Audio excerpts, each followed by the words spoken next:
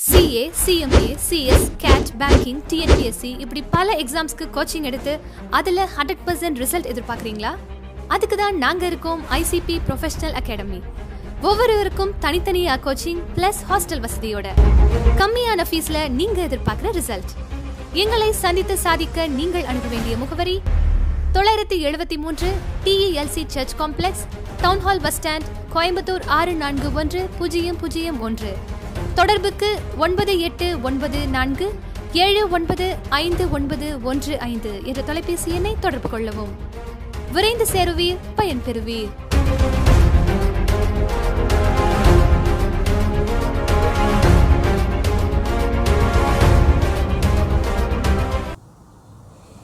Dear students, good morning all of you. நம்ம இப்போ finance, stock and commodity market டெர்மினாலஜியில் part 3 பார்க்கலாங்க. Part 1, part 2 இந்த வீடியோட டிஸ்கிரிப்ஷன் பாக்ஸில் இருக்கும். அதை பார்த்துட்டு நீங்கள் 3வது பார்க்கும்போது உங்களுக்கு அந்த லெசனோட கண்டினியூட்டி பர்ஃபெக்டாக இருக்குங்க. நான் இப்போ பார்ட் 2ல் கமர்ஷியல் பேப்பர் முடிய கம்ப்ளீட் பண்ணியிருக்கேன். நெக்ஸ்ட் கமாடிட்டிஸ் அப்படின்னா என்னென்னா, பிஸ்னஸில் யூஸ் பண்ணுற ஒரு ப்ராடக்டை தான் நம்ம கமாடிட்டின்னு சொல்கிறோங்க. அந்த product agricultural product, natural resources, share trade பண்ணிக்கிற கம்பெனியில் செப்பரேட்டாக நாம் அதை ட்ரேட் பண்ணுவோம். எக்ஸாம்பிள் பார்த்திங்கன்னா கோல்டு, சில்வர், கேரடமம், பெப்பர், இந்த மாதிரி கமாடிட்டிஸ் நிறையா இருக்குது. ஸோ அது எல்லாத்தையும் நம்ம கமாடிட்டி மார்க்கெட்டில் தான் ட்ரேடு பண்ணுவோம். Convertible securities, equity share, bond, இது எல்லாம் வேற ஒரு ஷேராக கன்வெர்ட் பண்ணுறோம். ஸோ அதை கன்வெர்ட் பண்ணுறதை தான் கன்வெர்ட்டபிள் செக்யூரிட்டிஸ் அப்படின்னு சொல்கிறோம். ஃபஸ்ட்டு இன்வெஸ்டார்கிட்ட ப்ரிஃபரன்ஸ் ஷேர்ஸ் வச்சுருக்கோன்னு வச்சுக்கோங்களேன். அந்த ஷேரை 3 years கழித்து ஈக்விட்டி ஷேராக கன்வெர்ட் பண்ணிக்கலாம் அப்படின்னு சொல்கிறது தான் கன்வெர்ட்டபிள் செக்யூரிட்டிஸ். அந்த மெத்தடில் நம்ம இன்வெஸ்ட் பண்ணிகிட்டு இருந்தோம்னா 100% ஆப்ஷன் அவைலபிளாக இருக்குது மாற்றிக்கிறதுக்கு. ப்ரிஃபரன்ஸ் ஷேர்ஸை ஈக்விட்டி ஷேரை நம்ம கன்வெர்ட் பண்ணிக்கலாம். 5th one, கன்சாலிடேஷன் அப்படிங்கிறது ஒட்டு மொத்தம். இப்போது 2 or more கம்பெனி அவங்க அசெட் இருக்கு இல்லைங்களா, அதை எல்லாத்தையும் ட்ரான்ஸ்ஃபர் செய்து வேறொரு செப்பரேட் என்டிட்டியாக நம்ம ஸ்டார்ட் செய்யணும்னு நினைப்பாங்க. அதை தான் கன்சாலிடேட்டட் அப்படிங்கிறாங்க. இப்போ ஏன்னு ஒரு கம்பெனி இருக்குது, பின்னு ஒரு கம்பெனி தனித்தனியாக ஒர்க் பண்ணிகிட்ருக்காங்க. அவங்க 2 பேரும் சேர்ந்து ஏபி லிமிட்டடாக ஃபார்ம் பண்ணுறாங்க. அதை தான் என்னன்னு சொல்கிறோம், கன்சாலிடேஷன் அப்படின்னு சொல்லியிருக்காங்க. கிரெடிட்டாஸ் அப்படிங்கிறவங்க யார்? கம்பெனிக்கு குட்ஸை சப்ளை பண்ணுவாங்க. அவங்கள தான் நம்ம என்னென்னு சொல்லுவோம், creditors. Suppliers of the company, அவங்க தான் கிரெடிட்டாஸ். டிபெஞ்சர்ஸ் அப்படிங்கிறது கடன் பத்திரம். கம்பெனி டிபெஞ்சரை இஷ்யூ பண்ணுவாங்க. இஷ்யூ பண்ணி டிபெஞ்சர் ஹோல்டர்கிட்ட இருந்து கம்பெனியுடைய டெவலப்மெண்ட்டுக்காக கடன் வாங்குவாங்க. கம்பெனிக்காரங்க டிபெஞ்சர் ஹோல்டர்ஸ்க்கு specified rate of interest pay பண்ணுவாங்க. கடன் கொடுக்குறவங்க கிட்ட கம்பெனியோட அசட்டு, பாண்டு, ஏதாவது ஒரு செக்யூரிட்டி கொடுத்து கடன் வாங்குவாங்க. இப்போது இந்த கடனில் எவ்வளோ வகை இருக்குது அப்படின்னு பார்த்திங்கன்னா, செக்யூர்டு டிபெஞ்சர்ஸ், அன்செக்யூர்டு டிபெஞ்சர்ஸ் அப்படின்னா பப்ளிக்கிட்டேருந்து கம்பெனி எந்த விதமான பத்திரமும் கொடுக்காமல் கடன் வாங்கிறது. செக்யூர்டு டிபெஞ்சர்ஸ் அப்படின்னா கம்பெனியோட அசட்டை கொலாட்ரலாக அடமானமாக வச்சு கடன் வாங்கிறது செக்யூர்டு டிபெஞ்சர்ஸ். ரொம்ப ஃபேமஸான கம்பெனியாக இருந்தால் மட்டும்தான் அந்த கம்பெனியோட டிபெஞ்சர்ஸை இன்வெஸ்டார் இன்வெஸ்ட் பண்ணுவாங்க. இப்போ எக்ஸாம்பிள் பார்த்திங்கன்னா மணப்புரம், முத்தூட் ஃபைனான்ஸ், இது எல்லாமே டிபெஞ்சர்ஸ்க்கு உங்களுக்கு எக்ஸாம்பிளாக நம்ம சொல்லலாம். டெட்டாஸுங்கிறது கஸ்டமர். நாம் ஒரு கிரெடிட் சேல்ஸ் பண்ணுறோன்னு வச்சுக்கோங்களேன். கடனுக்கு ஒரு பொருளை நம்ம கஸ்டமருக்கு கொடுக்குறோம். ஸோ அவங்க நமக்கு டெட்டாஸ், அவங்க நமக்கு பே பண்ணணும். இப்போ ஏபி லிமிடெட் அப்படின்னு சொல்லி இருக்குதுன்னு வச்சுக்கோங்களேன். அந்த ஏபி லிமிட்டெடுக்கு ஷேர் பர்ச்சேஸ் பண்ணிட்டு யார் காசு கொடுக்கல அப்படின்னு சொல்லிட்டு பார்த்தா அவங்க எல்லாமே வந்துட்டு டெட்டாஸாக இருப்பாங்க. அவங்க வந்து டே டு டே ஆக்டிவிட்டியில் கேஷ் ஃப்ளோ அஃபெக்ட் பண்ணுற மாதிரி இருக்கும். டிஃபென்சிவ் ஸ்டாக், கம்பெனியோட ஷேரை இன்க்ரீஸ் ஆனாலும் டிக்ரீஸ் ஆனாலும் அந்த கம்பெனியோட ஷேர் ஹோல்டர்ஸ்க்கு சர்டைன் ரேட் ஆஃப் இன்ட்ரெஸ்ட்டில் டிவிடெண்ட் பே பண்ணுவாங்க. ஸோ அதை தான் நம்ம என்னென்னு சொல்கிறோம் அப்படின்னா டிஃபென்சிவ் ஸ்டாக் அப்படின்னு சொல்லி சொல்கிறோம். டெப்ரிஷியேஷன் அப்படிங்கிறது என்னென்னா, நாம் இப்போ ஒரு அசெட் வாங்குகிறோன்னு வச்சுக்கோங்களேன். 2 years கழிச்சு அந்த அசெட்டோட வேல்யூ என்ன ஆயிரும்? டிக்ரீஸ் ஆயிருங்களா? ஃபார் எக்ஸாம்பிள் நம்ம ஒரு மிஷினரியை 1 lakhக்கு வாங்குகிறோம். அந்த மிஷினரியோட லைஃப் வந்துட்டு 10 yearsன்னு வச்சுக்கோங்களேன். ஸோ அதை 10ஆல் டிவைட் பண்ணோம் அப்படின்னா ஒரு 10%. ஒவ்வொரு வருஷமும் 10,000 மைனஸ் பண்ணிட்டே வந்தோம்னா 10 years கழிச்சு அதனோட வேல்யூ என்ன ஆயிரும் அப்படின்னா 0ன்னு ஆயிரும். இந்த டெப்ரிஷியேஷனில் நிறைய மெத்தட் இருக்குங்க. Straight line method, written down value மெத்தடுன்னு. இந்த வேல்யூவை கம்மியாகிறது தான் நம்ம என்னன்னு சொல்கிறோம்? டெப்ரிஷியேஷன் அப்படின்னு சொல்லி சொல்கிறோம். டெரிவேட்டிவ் அப்படிங்கிறது security whose price is derived from 1 or more underlying asset. ஸ்டாக்கோட விலை இப்போ 100 ரூபான்னு வச்சுக்கோங்களேன். அது 110, 120, 80 எப்படி வேணாலும் டிக்ரீஸ் ஆகலாம். ஸோ பேஸ் ப்ரைஸ்லேருந்து நாம் வந்து இன்க்ரீஸ் ஆகிறதையும் டிக்ரீஸ் ஆகிறதையும் டெரைவ் பண்ணுறது தான் வந்து டெரிவேட்டிவ் அப்படின்னு சொல்லி சொல்கிறோம். அப்போது stock, bond, commodity, currency, interest rate, market interest, இது எல்லாத்தையும் வந்துட்டு எப்படி இன்க்ரீஸ் டிக்ரீஸ் ஆகுதுன்னு பார்த்து அதை நம்ம டெரிவேட்டிவ் அப்படின்னு சொல்லி சொல்லலாம். டைவர்சிஃபிகேஷன் மீன்ஸ் இப்போ நான் ஒரு ஷேர் 5 lakh கொடுத்து 5 lakh கொடுத்து வாங்குகிறேன், சரிங்களா? என் ஃப்ரெண்டு மூலமாக ஒரு ஷேரை நான் இன்வெஸ்ட் பண்ணிட்டேன். இப்போ அதனோட வேல்யூ 4 lakh ஆயிடுச்சுன்னு வச்சுக்கோங்களேன். அப்போ அந்த 1 lakh லாஸை நம்ம என்னன்னு சொல்லலாம்? ரிஸ்க்குன்னு சொல்லலாம்.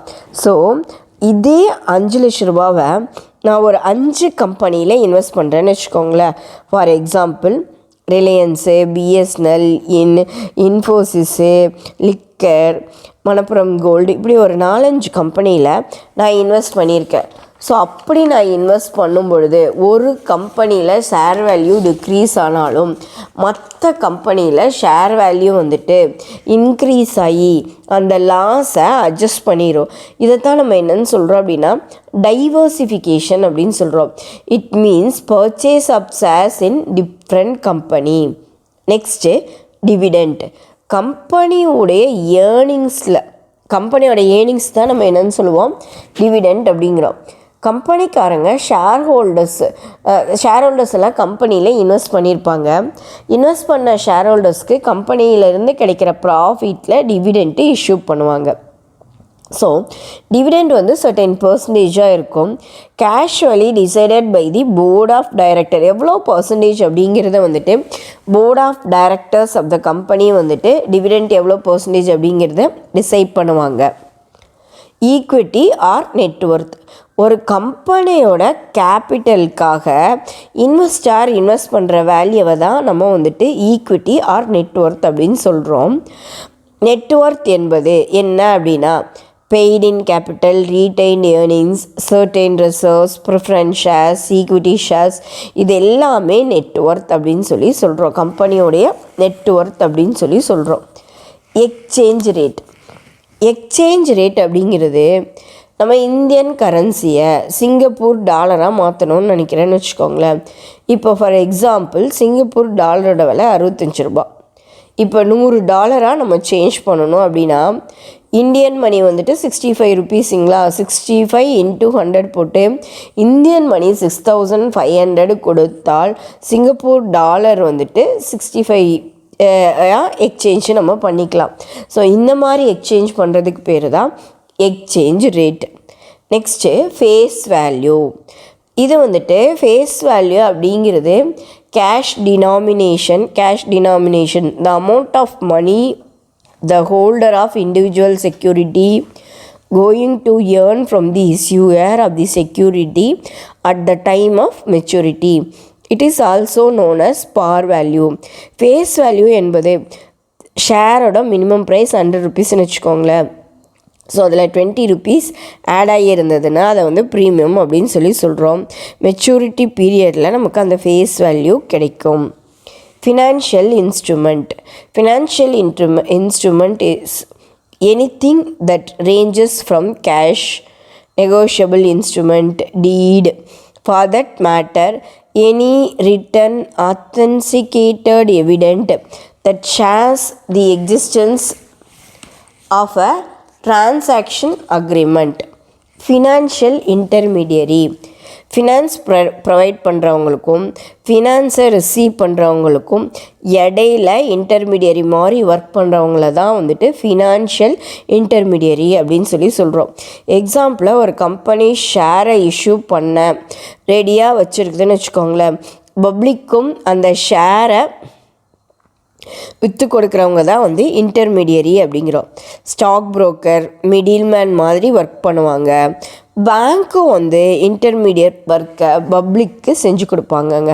இவங்கள தான் ஃபினான்ஷியல் இன்டர்மீடியரி அப்படின்னு சொல்கிறோம். Next government bond. Government bond அப்படிங்கிறது கவர்மெண்ட் ஹோல்ட் பண்ணுங்கிற பாண்டை தான் கவர்மெண்ட் பாண்ட் அப்படின்னு சொல்கிறோம். இதுக்கு வந்துட்டு ரேட் ஆஃப் இன்ட்ரெஸ்ட் வந்துட்டு அதிகமாக இருக்கும். இது வந்து செக்யூர்டாக இருக்கலாம். இதை தான் கவர்மெண்ட் பாண்ட் அப்படின்னு சொல்கிறோம். ஹெட்ஜ் அப்படிங்கிறது ஒரு ஸ்ட்ராட்டஜி. நம்முடைய ரிஸ்க்கை மினிமைஸ் பண்ணவும் மேக்ஸிமைஸ் பண்ணவும் ஹெட்ஜிங்கை வந்துட்டு யூஸ் பண்ணுவாங்க. இதை தான் வந்து இது வந்து டெரிவேட்டிவ் மார்க்கெட்டில் இதை வந்து செல் பண்ணுவாங்க. இதை தான் ஹெட்ஜ். Holding period. ஒரு ஷேர் எவ்வளோ நாளைக்கு எவ்வளோ டைம் டியூரேஷன் பீரியடில் நம்ம கையில் அதை நம்ம வச்சுருப்போம், அதை தான் வந்துட்டு ஹோல்டிங் பீரியட் அப்படின்னு சொல்லுவாங்க. நம்ம ஒரு அசட்டை ஹோல்ட் பண்ணி ப்ளச் பண்ணி கடன் வாங்குகிறோன்னு வச்சுக்கோங்களேன்.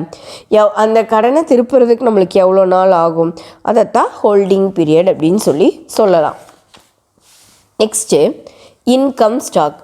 நார்மலி மார்க்கெட்டில் பே பண்ணிக்கிற டிவிடெண்ட்டை விட ஹையர் டிவிடெண்ட் பே பண்ணுற ஸ்டாக்கை தான் வந்துட்டு இன்கம் ஸ்டாக் அப்படின்னு சொல்லுவோம்.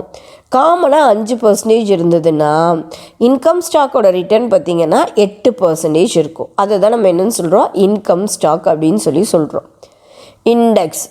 இண்டெக்ஸ்னால் என்ன அப்படிங்கிறத ஃபஸ்ட்டு நான் சொல்லிடுறேன். இப்போ ஒரு 10 இயர்ஸ்க்கு முன்னாடி நம்ம ஒரு ஜுவல் வாங்கியிருப்போம், ஒரு 10 பவுன் வாங்கியிருப்போம்னு வச்சுக்கோங்களேன். அப்போ 10 இயர்ஸ்க்கு முன்னாடி அதனோட விலை வந்துட்டு ஒரு 15,000, 1.5 லட்ச ரூபா. ஆனால் அதே 10 பவுன் இப்போ வந்து பார்த்திங்கன்னா ஒரு பவுன் 30,000 ஆயிடுச்சு. ஸோ 3 லட்சம் ஆயிடுச்சு. ஸோ 1.5 லட்ச ரூபா இருந்தது 10 இயர்ஸில் 3 லேக்காக கன்வெர்ட் ஆகிருக்கு. ஸோ இந்த ரேட்டை தான் நம்ம வந்துட்டு என்னென்னு சொல்கிறோம், இண்டெக்ஸ் அப்படின்னு நார்மலாக சொல்லுவோம். நாம் இப்போ ஸ்டாக் எக்ஸ்சேஞ்சில் இண்டெக்ஸ்னால் என்ன அப்படிங்கிறத பார்க்கலாம். இப்போ நம்மக்கிட்ட வந்துட்டு NSE BSEன்னு 2 போர்டு இருக்குது. National stock exchange, Bombay stock எக்ஸ்சேஞ்சுன்னு இருக்குது. இப்பொழுது நாம் என்ன பண்ணுறோம் அப்படின்னா NSE கம்பெனியோட ஷேர் 100 ஷேரை வச்சுருக்கோம். அதில் 100 ஷேர் மட்டும் மூமெண்ட் ஆகுது. அதை 100ல் 10 ஷேர் மூமெண்ட் ஆகுதுன்னா 10% ஷேர் வந்து மூமெண்ட்டாக இருக்குது. அந்த மூமெண்ட்டை வந்துட்டு இண்டெக்ஸ் அப்படின்னு சொல்லுவோம். இது டவுன்வோர்டாகவும் இருக்கலாம், அப்வோர்டாகவும் இருக்கலாம். பிஎஸ்சியில் எப்போவுமே வந்துட்டு 30 ஸ்டாக்கு தான் அக்ரிகேட்டாக நம்ம வாங்க முடியும். அந்த 30ல் 6 ஷேர் மூமெண்ட்டாக இருக்குதுன்னு வச்சுக்கோங்களேன். என்ன ஃபார்முலா, 6/30 × 100 என்ன 20% வந்துட்டு இண்டெக்ஸேஷன் இருக்குது அப்படின்னு சொல்கிறான். Initial public offering. First time வந்து பப்ளிக் கிட்ட ஷேரை இஷ்யூ பண்ணுறதை தான் வந்து இனிஷியல் பப்ளிக் ஆஃபரிங் அப்படின்னு சொல்லலாம். நம்ம இப்போ ஒரு AB லிமிடெட் அப்படிங்கிற ஒரு கம்பெனியை ரன் பண்ணிகிட்ருக்கோம். அந்த கம்பெனியில் நம்மளே காசு போட்டு கம்பெனியெல்லாம் செட் பண்ணதுக்கப்புறம் நம்மளுக்கு ரோலிங்க்கு கேஷ் வேணும் அப்படின்னா கம்பெனியோட ஷேரை பப்ளிக்கு சேல் பண்ணுறோம் இல்லைங்களா, இதை தான் வந்து இனிஷியல் பப்ளிக் ஆஃபரிங் அப்படின்னு சொல்கிறோம். இன்வெஸ்ட்மெண்ட் ட்ரேடிங் அப்படின்னா internet trading is a platform with internet as a medium. இப்போ இன்டர்நெட்டை மீடியமாக வச்சுட்டு ஷேரை இன்வெஸ்ட் பண்ணுறது தான் வந்துட்டு இன்டர்நெட் ட்ரேடிங் அப்படின்னு சொல்கிறோம். நிறையா ஸ்டாக் புரோக்கர் அவங்க கஸ்டமர்கிட்ட அந்த ஷேரோட விலையை பற்றி இன்டர்நெட் ட்ரேடிங் மூலியமாக சொல்லுவாங்க. கஸ்டமரோ அந்த இன்டர்நெட் ட்ரேடிங் மூலியமாக அதை பற்றி தெரிஞ்சுக்கிட்டு ஷேரை பை பண்ணலாமா செல் பண்ணலாமா அப்படிங்கிறதெல்லாம் யோசிப்பாங்க. செபி ஜான்வரி 2000 இன்டர்நெட் ட்ரேடிங்கை அப்ரூவ் பண்ணியிருக்காங்க. நிறையா புரோக்கர்ஸ் அவங்க கிளைண்ட்டுக்கு இந்த மெத்தடை காமிக்கிறாங்க. அதை வச்சு அந்த கிளைண்ட்டு ஷேரை பர்ச்சேஸ் பண்ணுறதும் சேல் பண்ணுறதை பற்றியும் அவங்க டிசைட் பண்ணுறாங்க. இதை தான் இன்டர்நெட் ட்ரேடிங் அப்படின்னு சொல்கிறோம். Limit order, an order to buy or sell the share at a specified price. ஒரு குறிப்பிட்ட ப்ரைஸில் ஒரு ஆர்டரை பை பண்ணவும் சேல் பண்ணவும் வைக்கிறத லிமிட் ஆர்டர்னு சொல்லுவோம். The order will be executed only at the time of specified limit price or even better. Limit order set a minimum price the seller is willing to pay accept. அதாவது limit order அப்படிங்கிறது எவ்வளோ minimum ப்ரைஸில் seller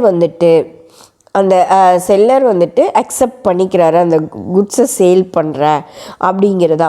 maximum price of the buyer is willing to pay for it. அந்த ஷேருக்கு maximum pier எவ்வளோ ரூபா தர்றதுக்கு ஓகேவாக இருக்காங்க. அதைத்தான் நம்ம என்னன்னு சொல்கிறோம், லிமிட் ஆர்டர் அப்படின்னு சொல்கிறோம். எக்ஸாம்பிள், நான் 100 ஷேர் வச்சுருக்கேன்னு வச்சுக்கோங்களேன், 100 ரூபா ஷேர் வச்சுருக்கேன். இப்போ நான் 200 ருபீஸ்க்கு அந்த ஷேரை சேல் பண்ணலாம் அப்படின்னு நினச்சிட்ருக்கேன். ஆனால் திடீர்னு பார்த்திங்கன்னா அந்த ஷேரோட அந்த கம்பெனியோட வேல்யூ டிக்ரீஸ் ஆகுது, நெகட்டிவ் கமெண்ட் வர ஆரம்பிக்குதுன்னு வச்சுக்கோங்களேன். ஸோ அந்த ஷேரை நான் என்ன டிசைட் பண்ணுறேன் அப்படின்னா, 100 ரூபா ஷேரை 95 ரூபா கிடைச்சாலும் பரவாயில்ல, நம்ம அந்த ஷேரை சேல் பண்ணிடலாம், லாஸ் நமக்கு வரக்கூடாது அப்படிங்கிற மாதிரி நான் 95 ருபீஸ் வரும்பொழுது அந்த ஷேரை சேல் பண்ணலாம் அப்படின்னு நான் லிமிட் கொடுக்குறேன்னு வச்சுக்கோங்களேன். அதை நம்ம லிமிட் ஆர்டர் அப்படின்னு சொல்லலாம். லிக்விடேஷன் என்பது கம்பெனியை க்ளோஸ் பண்ணுறது, அதாவது வைண்ட் அப் பண்ணுறது. இதை தான் லிக்விடேஷன் அப்படின்னு சொல்கிறோம். கம்பெனியை க்ளோஸ் பண்ணும்போது ஆஃபீஸை க்ளோஸ் பண்ணுறது, கம்பெனியோட சொத்துக்களை விற்று அதை க்ளோஸ் பண்ணுறது தான் லிக்விடேஷன் அப்படிங்கிறோம். லிஸ்டட் ஸ்டாக், நம்முடைய ஸ்டாக் எக்ஸ்சேஞ்சில் அந்த ஷேரை லிஸ்ட் பண்ணுவது லிஸ்டட் ஸ்டாக் என்போம். லிஸ்ட்டு போட்டு வைத்து இன்வெஸ்டருக்கு அந்த ஷேரை பை ஆர் செல் பண்ணுறது லிஸ்ட் போட் காமிச்சிட்டோ அப்படின்னு வச்சுக்கோங்களேன். அப்போ அந்த இன்வெஸ்டருக்கு பை பண்ணுறதோ சேல் பண்ணுறதோ ஈஸியாக அவங்க டெசிஷன் மேக் பண்ண முடியும். லிஸ்ட் பண்ணுங்கிற ப்ராசஸை தான் லிஸ்டிங் கம்பெனி அப்படின்னு சொல்லலாம். மார்க்கெட் கேபிட்டலைசேஷன், ஒரு கம்பெனியுடைய மார்க்கெட்டை ஷேரு எவ்வளவு, ஒரு கம்பெனியுடைய மார்க்கெட் ஷேர் எவ்வளவு டோட்டலாக உள்ளது, ஸ்டாக்கோட விலை எவ்வளவு. இப்போ பிஎஸ்என்எல்லோட 100 ஷேர் நம்மக்கிட்ட இருக்குதுன்னு வச்சுக்கோங்களேன். ஒரு ஷேரோட விலை 1000 ருபீஸ் அப்படின்னா, இப்போ நம்மக்கிட்ட நம்ம 100 ஷேர் வச்சுருக்கோம். ஒரு ஷேரோட விலை மார்க்கெட்டில் 1000 ருபீஸ். So 1 lakh rupees. இதை தான் என்னன்னு சொல்கிறோம் அப்படின்னா மார்க்கெட் கேபிட்டலைசேஷன் அப்படின்னு நாம் சொல்கிறோம். It determines the company's size in the terms of its wealth. So அது எப்போவுமே அதிகமாக தான் இருக்கும். Money market, short term borrowings, short term lending, buying and selling with original maturity of 1 year or less. இதை தான் மணி மார்க்கெட் அப்படின்னு சொல்கிறோம். Mutual fund, normally நம்ம மணியை ஏதாவது ஒரு ஃபண்டில் இன்வெஸ்ட் பண்ணணுன்னு நினைக்கிறோன்னு வச்சுக்கோங்களேன். நமக்கு எந்த ஷேரில் இன்வெஸ்ட் பண்ணதுன்னு தெரியல, நிறையா ஏஜென்ட்டு எக்ஸ்போர்ட்டு ஏஜென்சி நம்முடைய மணியை இன்வெஸ்ட் பண்ணுவாங்க சேவிங்கை இம்ப்ரூவ் பண்ணுறதுக்காக. So these exports will create diversified portfolio of this fund. இதை தான் மியூச்சுவல் ஃபண்டு அப்படின்னு சொல்லுவாங்க. ஒன் சைடு மார்க்கெட்டில் ஒன்றா பையர் அதிகமாக இருப்பாங்க, இல்லைன்னா செல்லர் அதிகமாக இருப்பாங்க. பையரும் செல்லரும் ஒரே மாதிரி இன்க்ரீஸ் ஆகிற ஒரு நடவடிக்கை தான் ஒன் சைடு மார்க்கெட் அப்படின்னு சொல்லுவோம். நாம் ஒரு 100 ரூபாய்க்கு ஆர்டர் போட்டு வைக்கிறோம். அந்த ட்ரேடு 100 ரூபாய்க்கு நடந்தால் அது ட்ரேடு நடக்கும். சப்போஸ் மார்க்கெட்டில் 110 120ன்னா அந்த ட்ரேடு வந்துட்டு நடக்காது. Next price earning ratio. The stock மார்க்கெட்டில் the market price of the share of stock divided by the earning per share. சில சமயம் ப்ரைஸ் ஏர்னிங் ரேஷியோ ஹையாகவும் இருக்கும், லோவாகவும் இருக்கும். ப்ரைஸ் ஏர்னிங் ரேஷியோவை மட்டுமே வச்சு கம்பெனியுடைய ட்ரூ வேல்யூவை நம்ம சொல்ல முடியாது. Put option. ஸ்டாக் டவுன்வர்டு ட்ரெண்டாக வரும்போது இன்வெஸ்டர் புட் ஆப்ஷனை ப்ரிஃபர் பண்ணுவாங்க. Out of the money. Call option. Already completed. Call price upward ட்ரெண்டாக வரும்னு யோசிக்கிறவங்க தான். The call option means stock price is below the strike price, below money தான். So put option strike ப்ரைஸை விட குறைவாக இருக்கும். போர்ட்ஃபோலியோ. செட் ஆஃப் டிஃப்ரெண்ட் கம்பெனிஸில் நம்முடைய அமௌண்ட்டை இன்வெஸ்ட் பண்ணுவது. சிங்கிள் இன்வெஸ்ட்மெண்ட் பண்ண மாட்டோம். டிஃப்ரெண்ட் டைப் ஆஃப் கம்பெனியில் நம்மளுடைய அமௌண்ட்டை இன்வெஸ்ட் பண்ணுவதை தான் நம்ம என்னென்னு சொல்கிறோம், போர்ட்ஃபோலியோ அப்படின்னு சொல்கிறோம். Pre opening session. நார்மலி நம்முடைய ட்ரேடிங் டைம் வந்துட்டு 9:15 to 3:30 ட்ரேடு நடக்கிற டைம்.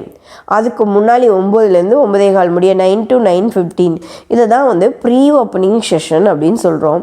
இந்த ப்ரீ ஓப்பனிங் செஷனில் நம்ம ஆர்டரை ப்ளேஸ் செய்து வைக்கலாம், ஆர்டரை கேன்சல் செய்து வைக்கலாம். Return on investment. நம்ம ஒரு ஷேரில் மணியை இன்வெஸ்ட் பண்ணிக்கிறோன்னு வச்சுக்கோங்களேன், அந்த இன்வெஸ்ட்மெண்ட்டுக்கு நமக்கு எவ்வளவு ரிட்டர்ன் கிடைக்கும். இப்போ 1 lakh rupees இன்வெஸ்ட் பண்ணுறீங்க அப்படின்னா அந்த இயரோட எண்ணில் 25,000 கிடைக்குது return on investment. Return on investment அப்படிங்கிறது டேக்ஸு, டிவிடெண்ட்டு இதெல்லாம் மைனஸ் பண்ணதுக்கப்புறம் கிடைக்கிறது தான் வந்துட்டு ரிட்டர்ன் ஆன் இன்வெஸ்ட்மெண்ட். டிஃப்ரெண்ட் கம்பெனியில், டிஃப்ரெண்ட் இண்டஸ்ட்ரியில் different type of return on investment நமக்கு இருக்கும். நெக்ஸ்ட் ரிஸ்க் அப்படிங்கிறது நம்ம கேல்குலேட் பண்ணியதை விட நம்மளோட ஆக்சுவல் ரிட்டர்ன் வந்துட்டு கம்மியாக இருக்குது. ஓகேங்களா. ஆக்சுவலாக வந்துட்டு ஷேரோட விலை வந்துட்டு ஒரு 5 lakh அப்படின்னு வச்சுக்கோங்களேன். நமக்கு அந்த இயரோட இன்வெஸ்ட்மெண்ட்டில் ரிட்டர்ன் வந்துட்டு ஒரு 5 lakh இருக்கிற ஷேர் வேல்யூ வந்துட்டு அந்த இயரோட எண்டில் வந்துட்டு 8 lakh மாறும் அப்படின்னு சொல்லி நம்ம நினைக்கிறோம். ஆனால் வந்துட்டு 9th month அதனோட வேல்யூ வந்துட்டு 7 lakh இருக்குது. ஸோ 8 lakh நினச்சது வந்துட்டு 7 lakh இருக்குது, 1 lakh கம்மியாக இருக்குது. ஸோ அதை தான் நம்ம என்னென்னு சொல்கிறோம், ரிஸ்க் அப்படின்னு சொல்கிறோம்.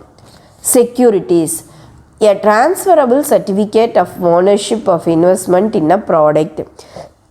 ஸ்டாக்கு, பாண்டு, ஃப்யூச்சர் கான்ட்ராக்டில் நம்முடைய சர்டிஃபிகேட் எப்படி நம்ம ட்ரான்ஸ்ஃபர் பண்ண முடியும், இதை தான் நம்ம என்னென்னு சொல்கிறோம், செக்யூரிட்டிஸ் அப்படின்னு சொல்கிறோம். Strike price. The price at which the holder of an option can buy or sell the securities. The holder when the option is executed. Strike price அப்படிங்கிறது பேஸ் ப்ரைஸை வச்சு தான் நம்ம ஸ்ட்ரைக் ப்ரைஸை பார்ப்போம். ஸ்டாக்கு. கம்பெனியில் இன்வெஸ்ட் பண்ணும்போது அந்த கம்பெனியில் இருந்து நமக்கு கிடைக்கிற போர்ஷன் அதை தான் ஸ்டாக்குன்னு சொல்லுவோம். Equity share, preference shares.